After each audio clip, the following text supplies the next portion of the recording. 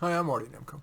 I'm pleased, actually a little honored, that a pretty prestigious website called Quora has named me a business expert, and they've asked me to answer about a dozen questions in roughly 500 words each. I've done that, and I've picked out three that I thought you might particularly benefit from. So here they are.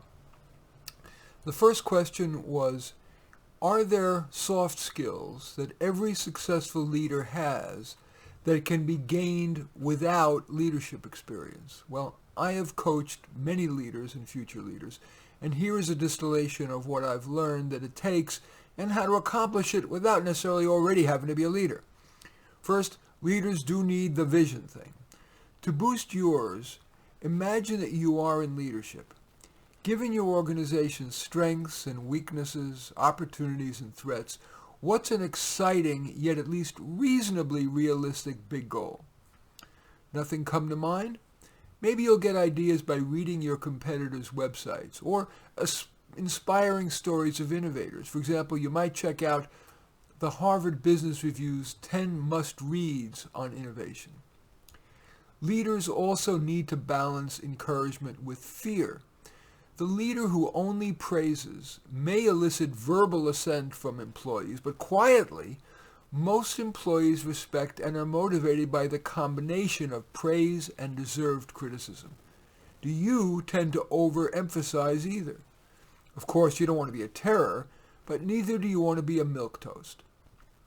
Even if for now you're an individual contributor, visualize yourself as a leader talking with employees, strong ones and weak ones, and responding to ideas, good ones and foolish ones.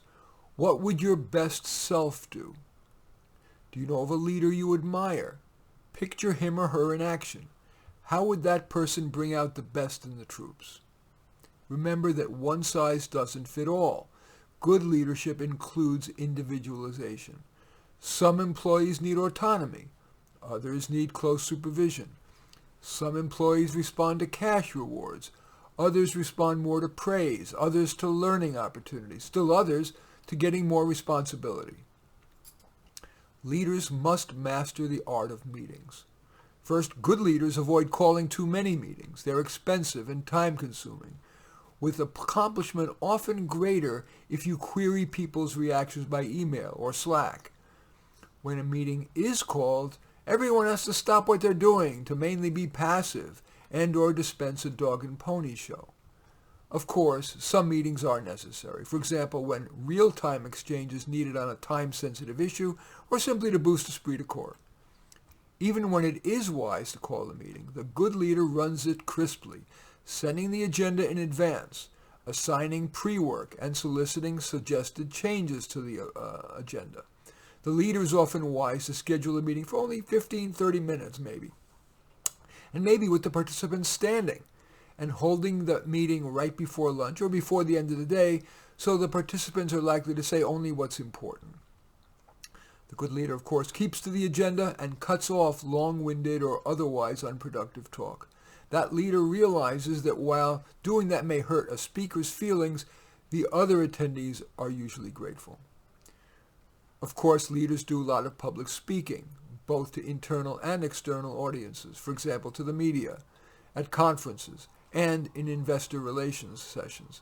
Even if your current job doesn't afford you opportunities for public speaking, you can improve yours by watching great speakers live or on YouTube. I particularly like General Douglas MacArthur's speech to the West Point cadets. You can Google it and you'll find it. You might start your practicing of public speaking by giving a 1-minute talk on your favorite topic, work-wise or others. Talk into a mirror or to a trusted friend. Record it on your phone and ask yourself how compelling you are and what might you do differently. If you want more guidance, maybe you will join Toastmasters or hire a speaking coach. It's often said, and it may be true, that the leader's most important task is hiring. With exaggeration and dissembling too common in job applications, it's wise to prioritize referrals from trusted colleagues. Google's head of human resources, Laszlo Bock, reported in his book Work Rules that Google hires more on intelligence and drive than on experience, and that does comport with my own clients' experience in hiring. Stock interview questions such as, what's your greatest strength and weakness, are too coachable. Interviews should focus on simulations of the job's common difficult tasks. Also, in that interview, probe stated accomplishments. For example, would you walk me through how you saved the company the $3 million you stated on your resume? And finally, about hiring, even weak candidates usually muster good references. Don't overweight references.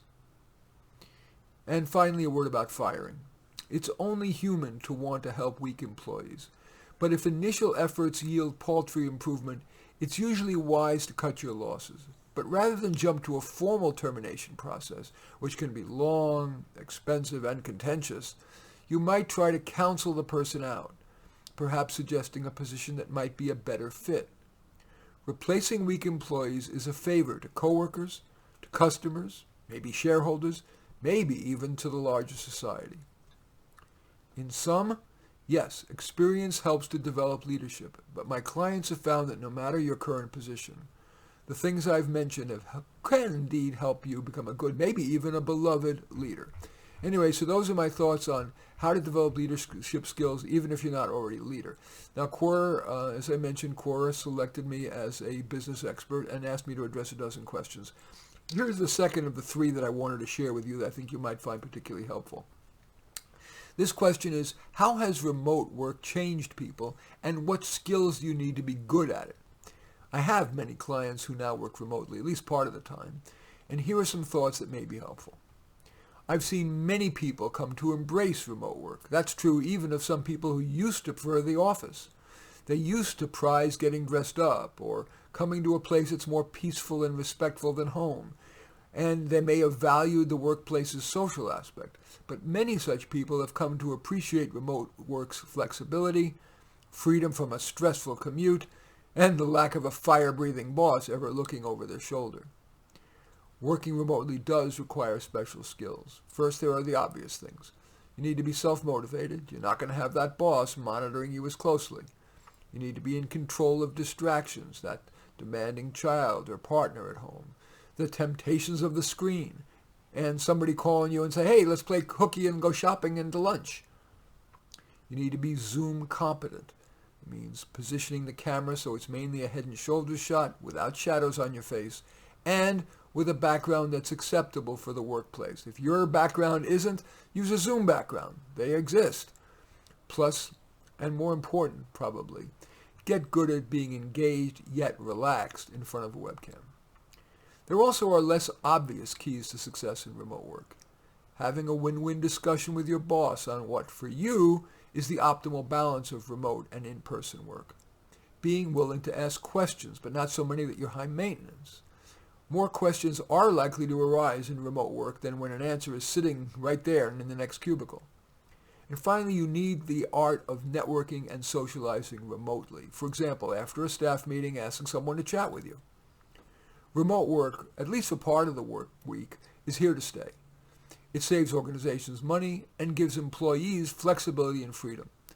Both employer and employee benefit from workers not starting the workday already tired from that time-consuming, stressful commute. And employers are coming to realize that many employees are more productive at home, and for those who aren't, the employer can require more work in person. The move to remote work is, as far as I'm concerned, among the most win-win changes that have occurred in the modern workplace, one of COVID's few silver linings. So those are some thoughts about remote work and the skills you need to be good at it. And the final of the questions that they've asked me to address is, how do you know when you've topped out? Some of my career coaching clients wondered whether they've topped out or even risen to their level of incompetence. Well, your answers to the following questions may help you decide and what your next step should be. Does the feedback you've received in performance evaluations and in informal comments suggest that you have topped out? Sometimes you get that feedback, though, more subtly. Are your work products and contributions at meetings rarely supported? Are you being excluded from meetings with higher-ups?